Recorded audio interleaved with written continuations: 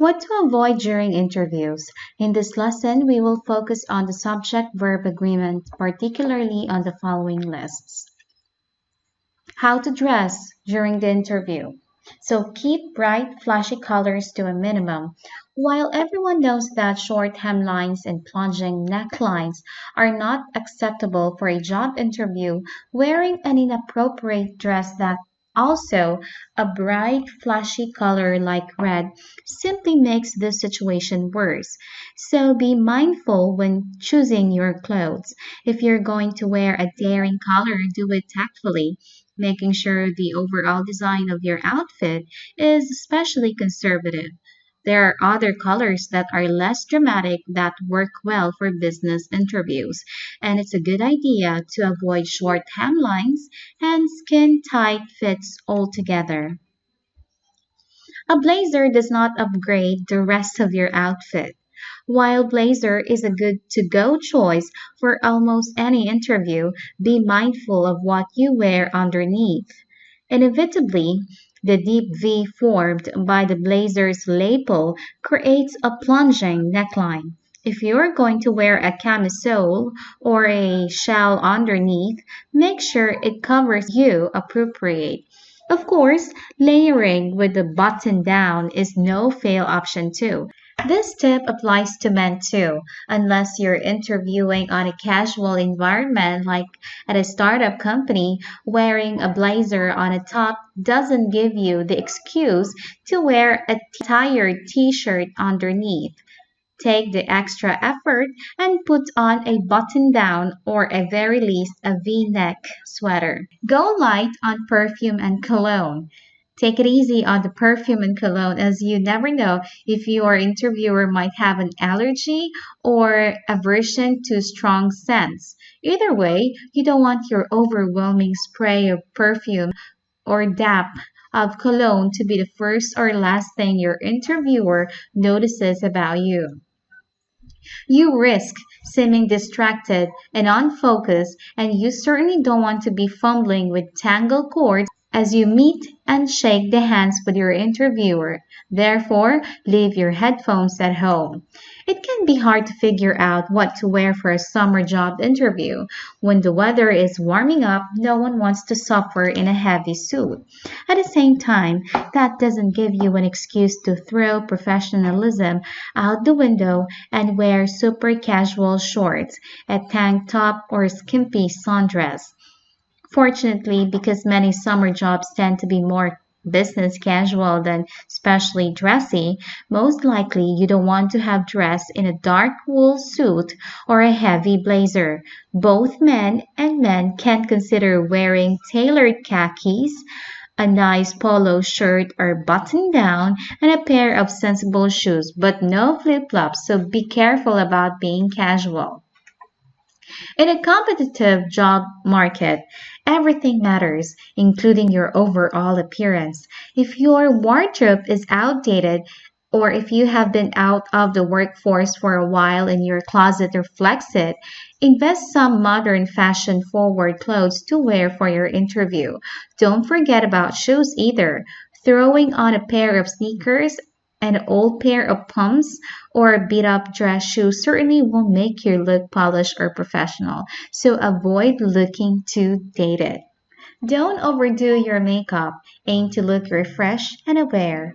Now it's the time to pull out that novelty tie you got last Christmas, even if you think your tie will make a statement.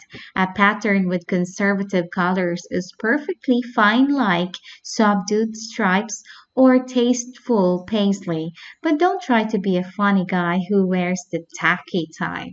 Traditional ties makes the best impression. Both women and men should keep accessories to a minimum. Ladies should avoid excess jewelry. Instead of big hoops or chandeliers, earrings, opt for classic studs. It's also a good idea to avoid wearing flashy necklaces, large sunglasses, or anything bedazzled.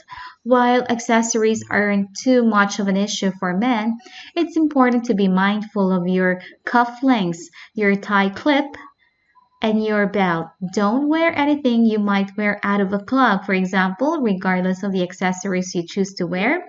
Just remember that you want to look polished and professional. Don't let your outfit detract from the focus on the interview. So here are the most common interview mistakes I see people make. They arrive late. Since job candidates often have several interviews with different managers scheduled back to back, two things could happen when you show up late. Either your first interview is cut off or cut short, or you disrupt the schedules of several interviewers. Neither is good for you since either shortchanges your time with an interviewer or makes multiple people grumpy.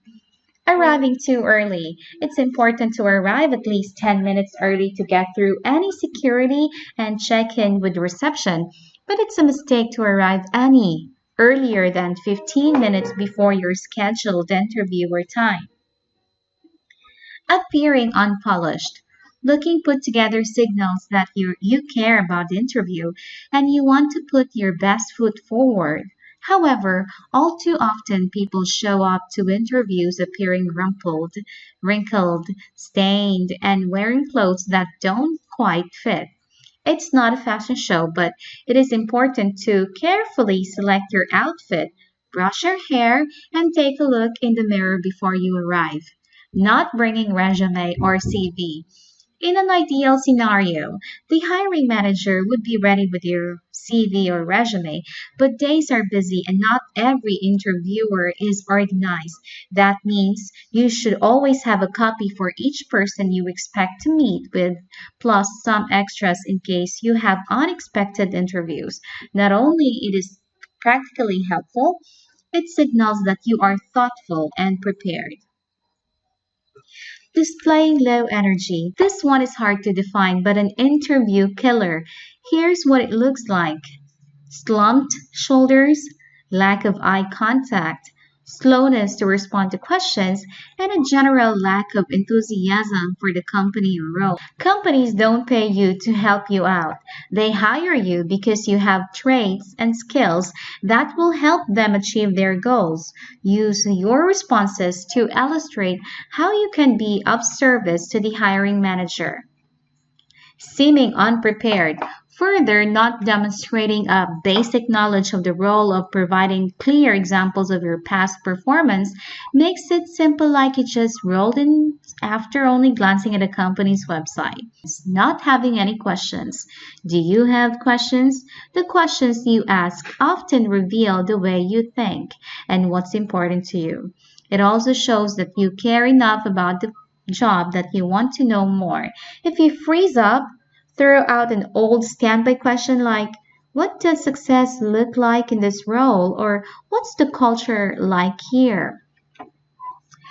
Asking weirdly personal questions.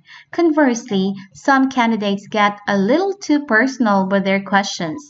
I've had people ask me about my family, previous companies I worked for, and why I chose to leave one company for another.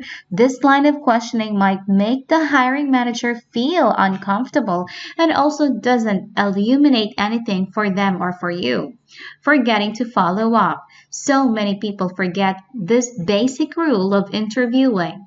Follow up within 24 hours by emailing to thank the interviewer for their time and underscore your interest in the position.